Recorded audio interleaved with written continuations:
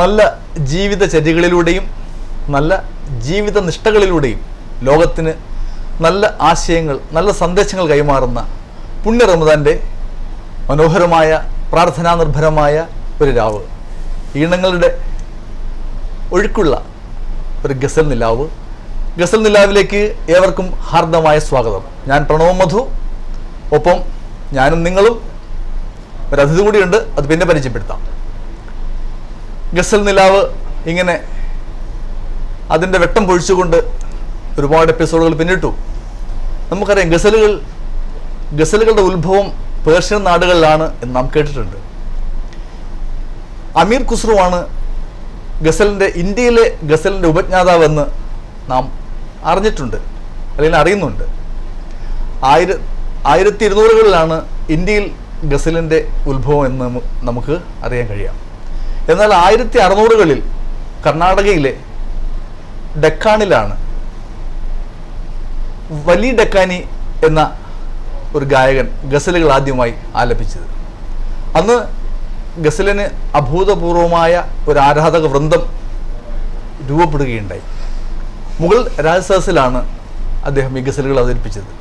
അതുവഴി മുഗൾ രാജാക്കന്മാർ വഴിയാണ് ഈ ഗസലിന് ഇന്ന് നാം കാണുന്ന പ്രചാരം നേടിയത്. അന്താരാഷ്ട്ര നിലവാരമുള്ള ഈ ഗസൽ ശാഖയുടെ പോയ വഴികൾ അല്ലെങ്കിൽ നാൾവഴികൾ ഇങ്ങനെയൊക്കെയാണ്. ഇത്തരം വിവരങ്ങൾ നമ്മൾ ഗസലുകളെ കുറിച്ച് അന്വേഷിക്കുമ്പോൾ കൗതുകകരമായ കേൾവികൾ നമുക്കുണ്ടാകും. അന്വേഷണത്തിലൂടെയും നമ്മുടെ സൗഹൃദ സംഭാഷണങ്ങൾക്കിടയിലൂടെയൊക്കെ ഇത്തരം വിവരങ്ങൾ നമുക്ക് കിട്ടാറുണ്ട്. എനിക്ക് ഈ വിവരങ്ങൾ തന്നത് എൻ്റെ പ്രിയ സുഹൃത്ത് ശ്രീ സുനിൽകുമാറാണ്. സുനിൽ നെടുങ്ങാടി എന്ന് പറയുന്ന ദുബൈയിൽ ജീവിക്കുന്ന എൻ്റെ പ്രിയ സുഹൃത്ത് സുനിൽ നെടുങ്ങാടിയാണ് എനിക്ക് ഇത്തരം വിവരങ്ങൾ കൈമാറിയത്. അങ്ങനെ ആ ഗസൽ ശാഖയുടെ എന്നും പറയാറുള്ള പോലെ ഇങ്ങേറ്റത്ത് നമ്മുടെ ശ്രേഷ്ഠ മലയാള ഭാഷയുടെ വഴിയിലൂടെ ഞാനും മലയാളം ഗസലുകളുമായി നിങ്ങളോടൊപ്പം നിങ്ങളുടെ സഹായത്തോടെ, പ്രാർത്ഥനയോടെ, ഇഷ്ടത്തോടെ ഞാനും പോവുകയാണ്. നിങ്ങളുടെ വളരെ സ്നേഹ നിർഭരമായ സപ്പോർട്ട് വളരെ ഉത്തേജനം നൽകുന്നുണ്ട്. ഇന്നത്തെ എപ്പിസോഡിൽ ഒരു അതിഥിയുണ്ട്. അത് അഭിലാഷ് വെങ്ങര. അഭിലാഷ് വെങ്ങരയെ ഇവിടുത്തെ ദുബൈയിലെ കലാപ്രേമികൾക്ക് അല്ലെങ്കിൽ ഇവിടുത്തെ അരങ്ങൾക്കൊക്കെ വളരെ സുപരിചിതനാണ് അദ്ദേഹം. കാരണം ഇദ്ദേഹത്തെ പരിചയപ്പെടാൻ ഒരു വാചകം കൂടി പറയുമ്പോൾ അത് കുറച്ചുകൂടി വ്യക്തമാകും. KPK വെങ്ങര UAE ആമുഖം ആവശ്യമില്ലാത്തൊരു വ്യക്തിയാണ്. അപ്പോൾ KPK വെങ്ങര സാറിൻ്റെ മകനാണ് അഭിലാഷ് വെങ്ങര. അഭിലാഷ് വെങ്ങരയെ ഈ പരിപാടിയിലേക്ക് വിളിക്കാൻ ഒരു പ്രത്യേക കാരണം കൂടിയുണ്ട്. അപ്പോൾ ഞാൻ മുൻ എപ്പിസോഡിലൊക്കെ പാടിയ ചില ഗസലുകൾ, ചില പാട്ടുകൾ ഞാൻ പറഞ്ഞു, ഇത് ഗസലിൻ്റെ വഴിയിൽ ഞാൻ ചെയ്ത പാട്ടുകൾ പല ആൽബങ്ങളിലുമുണ്ട്. അപ്പോൾ വളരെ വ്യക്തിപരമായ പലരും എന്നോട് അത് ഓർക്കസ്ട്രയോട് കൂടി ഒന്ന് പാടുമോ എന്നൊക്കെ ചോദിക്കുകയുണ്ടായി. അപ്പോൾ ഞാൻ കരുതി അത് പാടിയ ആൾ, ആൽബത്തിൽ പാടിയ ആൾ ഇവിടെ തന്നെ ഉള്ള ആളാണ്. അപ്പോൾ എനിക്ക് ഏറ്റവും ഇഷ്ടപ്പെട്ട ഒരു കലാകാരനും സുഹൃത്തും ഒക്കെയാണ് അഭിലാഷ്. അപ്പോൾ ഞാൻ കരുതി അഭിലാഷിനെ കൊണ്ട് തന്നെ ആ 2 പാട്ടുകളും പാടിക്കാം എന്ന് വെച്ചാണ് അഭിലാഷിനെ വിളിച്ചത്. ഹാപ്പി അല്ലേ? ഹാപ്പി. അപ്പോൾ അങ്ങനെ ഞാനും അഭിലാഷും നിങ്ങളും ചേർന്ന് ഗസലിൻ്റെ നല്ലൊരു രാവിലേക്ക് നമുക്ക് പ്രയാണം തുടരാം. നിങ്ങൾ ഒപ്പം ഉണ്ടാകണം, നിങ്ങളുടെ ഫോൺ കോൾസ് ഉണ്ടാകണം, വിലയേറിയ നിർദ്ദേശങ്ങൾ, അഭിപ്രായങ്ങൾ ഒക്കെ ഉണ്ടാകണം. നിങ്ങൾ പറയുന്ന ഓരോ നിർദ്ദേശങ്ങളും അഭിപ്രായങ്ങളും കേട്ട് അങ്ങ് കളയുകയല്ല, അത് മനസ്സിൽ ഇങ്ങനെ വെച്ച് ഉരുക്കഴിച്ച് അതിൽ നിന്ന് സംശീകരിക്കാവുന്ന നല്ല വശങ്ങളെ ഞാൻ ഒരുപാട് ഓർത്തെടുത്തും കണ്ടെടുത്തും കരുത്താക്കിയും ഒക്കെ മുന്നോട്ട് പോവുകയാണ്. അഭിലാഷ്, ഇന്ന് ഞാൻ ഏത് പാട്ട് പാടണം?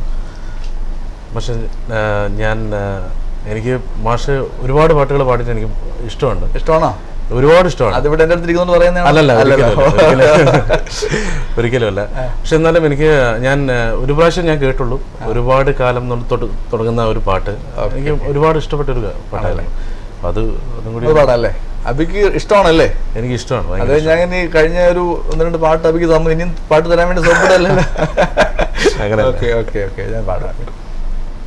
അത് പാടുമ്പോൾ ഒരു അതിനകത്ത് പ്രത്യേക കൗതുകം കൂടി ഉണ്ട്. ആ പാട്ട് അബി പറഞ്ഞതുകൊണ്ട് എനിക്ക് ഒരു പ്രത്യേക ഇഷ്ടം തോന്നി. കാരണം എന്ന് വെച്ചാൽ ഇന്നലെ 1-2 പേര് വിളിച്ചിട്ട് എന്നോട് ചോദിച്ചു, ഈ ഗസലിൽ പ്രണയവും പ്രണയത്തിന്റെ വിരഹവും മാത്രമല്ല, എന്നും ഈ ഇതിനെക്കുറിച്ചുള്ള ഒരു വിഷമം പറച്ചിലാണല്ലോ കേൾക്കുന്നത്. അപ്പൊ ഞാനും കരുതി പാടിയ ഗസലുകളിലൊക്കെ എന്താണ് ഈ വിരഹം, പ്രണയത്തിന്റെ അത്തരം ചില നൊമ്പരങ്ങളൊക്കെ ആയിരുന്നു. അപ്പൊ ഞാനതിനെ സാധൂകരിച്ച് പലതും പറഞ്ഞു, പ്രണയം പോലെ തന്നെ ഇഷ്ടമുള്ളതാണ് പ്രണയ നൊമ്പരങ്ങൾ. അപ്പൊ ഞാൻ വിചാരിച്ചു ഇന്നൊന്ന് മാറ്റാം എന്നൊരു ചിന്ത എനിക്കും ഉണ്ടായിരുന്നു. അതൊരു കാര്യം. അപ്പൊ ഈ ഒരുപാട് കാലം എന്ന് പറയുന്ന പാട്ട് ഒരു ബാല്യത്തെ കുറിച്ചുള്ളതാണ്. നമുക്ക് എല്ലാവർക്കും ഇഷ്ടമുള്ളൊരു കാര്യമാണ്. നമ്മുടെ ജീവിതത്തിന്റെ ഏറ്റവും നല്ല അവസ്ഥ എന്താണ്? ബാല്യമാണ്. സത്യം. ചില പ്രായങ്ങളിൽ നമ്മൾ യൗവനാന്നൊക്കെ പറയും, നമ്മൾ ബാല്യമായിട്ടിരിക്കും. പക്ഷെ നമ്മൾ തിരിച്ചു പോകാൻ ആഗ്രഹിക്കുന്ന ഒരു കാലം. തീർച്ചയായിട്ടും നമ്മൾ ഒത്തിരി വളരുമ്പോഴാണ്, നമ്മൾ കൊച്ചായിരിക്കും നമുക്ക് തോന്നുന്നു വലുതായിരുന്നെങ്കിൽ ഒന്ന് മീശയൊക്കെ വെച്ച് പോകാൻ, അല്ലെങ്കിൽ ചേട്ടന്മാര് വ്രതം കാണിക്കുമ്പോൾ അതിലേക്കൊന്ന് എത്താമായിരുന്നു നമ്മൾ ചിന്തിക്കും. പക്ഷെ നമ്മൾ ജീവിതത്തിന്റെ ഒരു ഘട്ടത്തിൽ എത്തുമ്പോൾ നമുക്ക് ഏറ്റവും ഇഷ്ടപ്പെടുന്ന കാലം ബാല്യമാണ്. നമ്മൾ എന്തൊക്കെ നേടി എവിടെയൊക്കെ എത്തിയിട്ട് അവസാനം നമ്മളോട് ദൈവം ചോദിക്കണം നിങ്ങൾക്ക് എങ്ങോട്ട് പോകണം, എന്താവണം എന്ന് ചോദിച്ചാൽ നമ്മൾ പറയും നമ്മൾ ബാല്യത്തിലേക്ക് ഒന്ന് കൊണ്ടുപോകാൻ പറയും. അതാണ് ബാല്യത്തിൻ്റെ ഒരു പ്രത്യേകത, നിഷ്കളങ്കമായ ബാല്യം. അപ്പോൾ ഈ ബാല്യവും ഗ്രാമവും എന്ന് പറയുന്നത് വളരെ അഭേദ്യമായ ബന്ധമാണ്. നമ്മുടെ ബാല്യങ്ങളല്ല, നമ്മൾ ഒക്കെ തന്നെ ഗ്രാമങ്ങളിൽ ജനിച്ചവരാണ്. അപ്പോൾ നമ്മുടെ അസ്തിത്വം ഗ്രാമങ്ങളിലാണ്. അപ്പോൾ ഈ ഗ്രാമങ്ങളിൽ നമ്മൾ ഗ്രാമത്തെ വല്ലാണ്ട് പ്രണയിക്കാറുണ്ട്. വീണ്ടും പ്രണയം തന്നെ വന്നല്ലോ അഭി. അത് ഗ്രാമത്തോടുള്ള പ്രണയം എന്ന് പറയുന്നത് എല്ലാത്തിലും ഉണ്ടല്ലോ. തീർച്ചയായിട്ടും നമ്മളൊക്കെ പലപ്പോഴും അതിനെ ഒരു ചെറിയ ഫ്രെയിമിലേക്ക് ഒതുക്കാറുണ്ട് പ്രണയം. അപ്പോൾ ഈ ഗ്രാമത്തെ നമ്മളൊക്കെ ഇഷ്ടപ്പെടാറുണ്ട്. ഗ്രാമം എന്ന് പറയുന്നതിന് ഒരുപാട് ബിംബങ്ങളുണ്ട്. നമ്മൾ വയൽ, പുഴ, പാടം, അതിലത്തെ തോപ്പുകൾ, ഇങ്ങനെ തൊടികൾ, കാളപ്പൂ, മുക്കുറ്റുപ്പ്, ഇങ്ങനെ ഇതൊക്കെ ഗ്രാമത്തിന്റെ ചിത്രങ്ങളാണ്. അപ്പോൾ അത്തരം ഒരു പാട്ടാണ് ഒരുപാട് കാലം എന്നെ ഓർമ്മയിൽ സൂക്ഷിക്കാൻ. ഇത് എന്നും പറഞ്ഞ പോലെ എൻ്റെ രചനാ സംഗീതം എന്ന് എപ്പോഴും പറയാറുണ്ട്. പക്ഷേ ഇതിന്റെ രചന ഞാനല്ല, ഒരു പ്രവാസിയായിരുന്ന എൻ്റെ സുഹൃത്ത് TS സുനിൽകുമാർ എന്ന് പറയും, തൃശ്ശൂർക്കാരനാണ്. ഇപ്പൊ പ്രവാസിയല്ല, നാട്ടിലേക്ക് പോയി. അപ്പോൾ സുനിലാണ് ഇതിന്റെ രചന നിർവഹിക്കുന്നത്. ഈ പാട്ട് ഒറിജിനൽ പാടിയെന്നായിരുന്നു അറിയോ? G വേണുഗോപാലാണ്, വേണിച്ചേട്ടനാണ് പാടിയത്. വേണിച്ചേട്ടൻ പാടുന്നത് മാത്രമല്ല, വേണിച്ചേട്ടൻ ഒത്തിരി അപ്രീഷിയേറ്റ് ചെയ്ത പാട്ടും കൂടിയാണ്. ഒരുപാട് കാലമെന്നോർമ്മയിൽ സൂക്ഷിക്കാൻ ഒരു ബാല്യകാലമുണ്ടായിരുന്നു. ഒരുപാട് കാലമെന്നോർമ്മയിൽ സൂക്ഷിക്കാൻ ഒരു ബാല്യകാലമുണ്ടായിരുന്നു. അന്നൊരു പാടുവേദന എന്നിൽ നിവേദിച്ചൊരനുരാഗമുണ്ടായിരുന്നു. എൻ കൊച്ചു ഗ്രാമത്തോടെന്നും അനുരാഗമുണ്ടായിരുന്നു. ഒരുപാട് കാലമെന്നോർമ്മയിൽ സൂക്ഷിക്കാൻ ഒരു ബാല്യകാലമുണ്ടായിരുന്നു. അന്നൊരു പാടുവേദന എന്നിൽ നിവേദിച്ചൊരനുരാഗമുണ്ടായിരുന്നു. എൻ കൊച്ചു ഗ്രാമത്തോടെന്നും അനുരാഗമുണ്ടായിരുന്നു. നിഷ്കളങ്കമായൊരു ഭാഷയാണ് സത്യം. അതെ, കാരണം എനിക്ക് എൻ്റെ ഗ്രാമം, നമ്മൾ പറയാം ജനനി ജന്മഭൂമിച്ച സ്വർഗാതപി ഗരിയസി അല്ലേ, ജന്മനാടും അമ്മയുമാണ് സ്വർഗത്തേക്കാൾ ശ്രേഷ്ഠം എന്നൊരു കൺസെപ്റ്റ് വെച്ച് നോക്കുമ്പോൾ തന്നെ നമ്മുടെ ഗ്രാമം എനിക്ക് ഗ്രാമത്തോട് ഒത്തിരി ഇഷ്ടമുണ്ടായിരുന്നു. പക്ഷെ ഞാൻ ഗ്രാമം വിട്ട് പോരേണ്ടി വന്നു. നമ്മുടെ ജീവിതങ്ങൾ നമ്മളെ പ്രേരിപ്പിക്കുകയാണ് പലരും. നമ്മൾ പലതും ജീവിതത്തിൽ പല വഴിക്ക് പോകുന്നത് പ്രേരണ കൊണ്ടാണ്. ജീവിത സാഹചര്യങ്ങളുടെ പ്രേരണ. അബിയൊക്കെ ഇവിടെ വരുന്നത് പക്ഷേ പ്രേരണ കൊണ്ടായിരിക്കും അല്ലേ? ജീവിത സാഹചര്യങ്ങൾ നമ്മളെ പ്രേരിപ്പിക്കുകയാണ്. അല്ലെങ്കിൽ നമുക്ക് ഇഷ്ടം നമ്മുടെ അച്ഛനും അമ്മയുടെ നമ്മുടെ ബന്ധുക്കളുടെ നാട്ടിൽ നിൽക്കാനാണ്. നമ്മുടെ നാട്ടിനെ കുറിച്ച് പറയുമ്പോൾ നമുക്ക് ഒരിക്കലും തീരത്തില്ല. അതാണ് പറഞ്ഞുകൊണ്ടിരിക്കുന്നത്.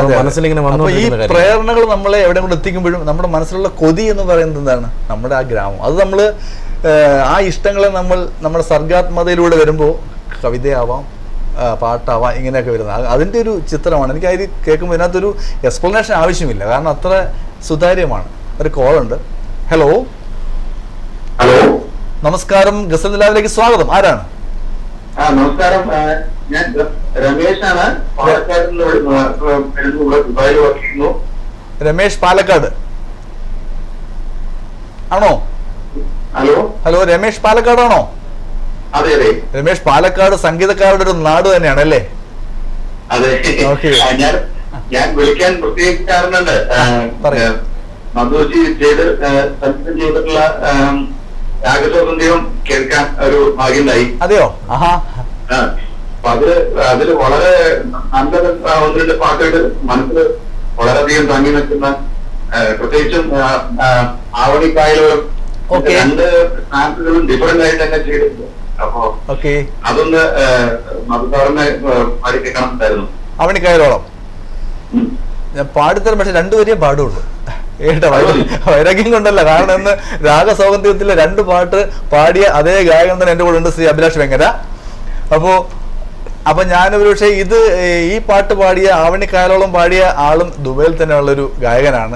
ഒരുപക്ഷെ എനിക്ക് അദ്ദേഹത്തെ കൂടി ഈ എപ്പിസോഡിൽ ക്ഷണിക്കുകയാണെങ്കിൽ, ഏതെങ്കിലും ഒരു എപ്പിസോഡ് വരികയാണെങ്കിൽ അദ്ദേഹത്തോട് പൂർണ്ണമായിട്ട് പാടിക്കണം എന്നുള്ളത് കൊണ്ടാണ് ഞാൻ 2 പേരെന്ന് പറഞ്ഞത് കേട്ടോ. എന്തായാലും വിളിച്ചതിലുള്ള സന്തോഷം രമേഷ്, ഞാൻ പാടാം. ഓക്കെ. അഭിലാഷ് വന്നതുകൊണ്ട് അഭിലാഷ് രാഗസൗന്ദര്യത്തിന്റെ പ്രതിനിധിയായിട്ട് വന്നു, അതിന്റെ പാട്ട് ആവശ്യപ്പെട്ടേക്കാണ്. അഭിലാഷിനേക്കാൾ മുമ്പേ ഞാൻ പാടുന്നതിൽ വിഷമമൊന്നുമില്ലല്ലോ. സന്തോഷം മാത്രമേ. അപ്പൊ നമ്മൾ ഇത് ഓർക്കണം, നമ്മൾ പാടിക്കൊണ്ട് വന്നത് ഒരുപാട് കാലം അതോടെ വഴിക്ക് നിൽക്കുകയാണ്. നമുക്ക് ബാല്യത്തെ അവിടെ നിർത്താം. ആവണിക്കായലോളം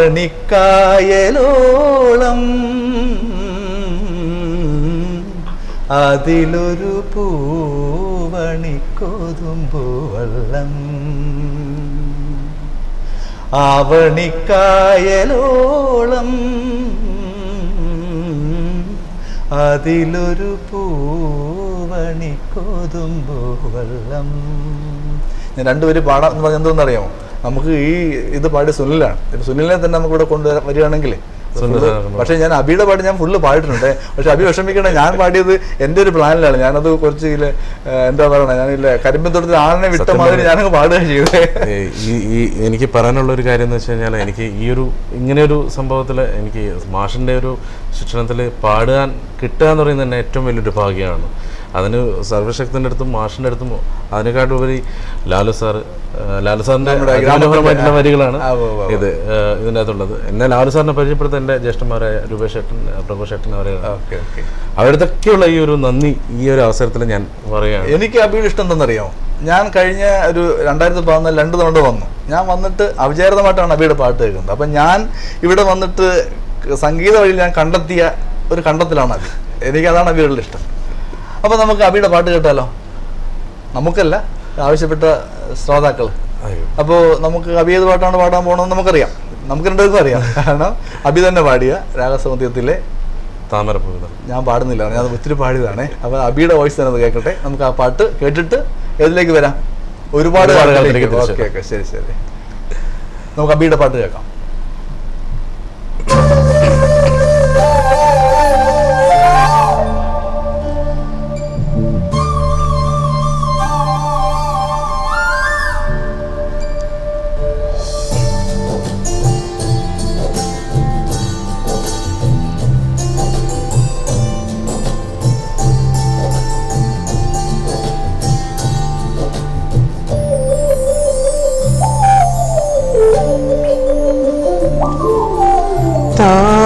താമരപ്പൂവിതൾ നീൽമിഴി നീയൊരു താരുണ്യ സ്വപ്നത്തിൻ നിറപൗർണമി. താമരപ്പൂവിതൾ നീൽമിഴി നീയൊരു താരുണ്യ സ്വപ്നത്തിൻ നിറപൗർണമി. തനിച്ചായിരുന്നെന്നോ തണലേകില്ലെന്നോ, തനിച്ചായിരുന്നെന്നോ തണലേകില്ലെന്നോ. കൈമണി മുല്ലേ ഇനി നാം ഒന്നല്ലേ, കൈമണി മുല്ലേ ഇനി നാം ഒന്നല്ലേ. താമരപ്പൂവിതൾ നീൽമിഴി നീയൊരു താരുണ്യ സ്വപ്നത്തിൻ നിറപൗർണമി.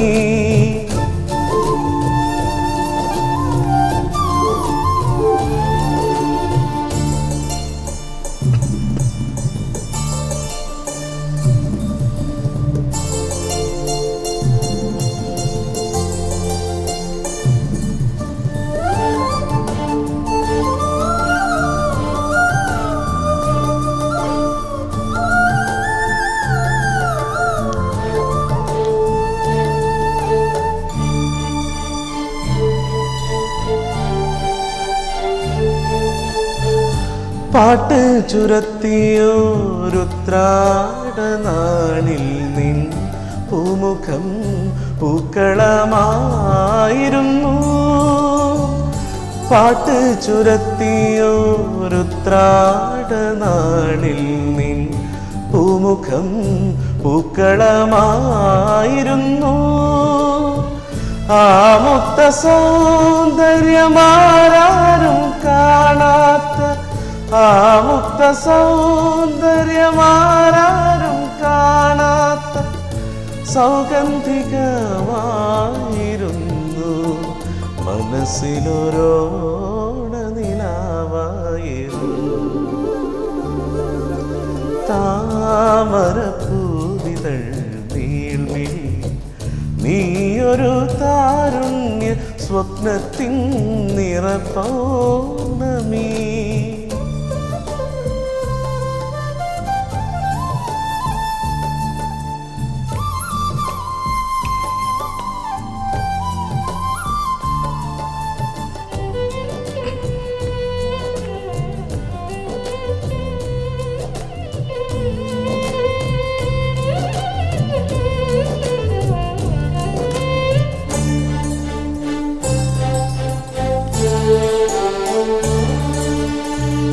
സ്വപ്നം വിടർത്തുന്നോരെന്നോ മൽനിദ്രയിൽ നിൻ ദർശനം മഞ്ജുളമായിരുന്നു.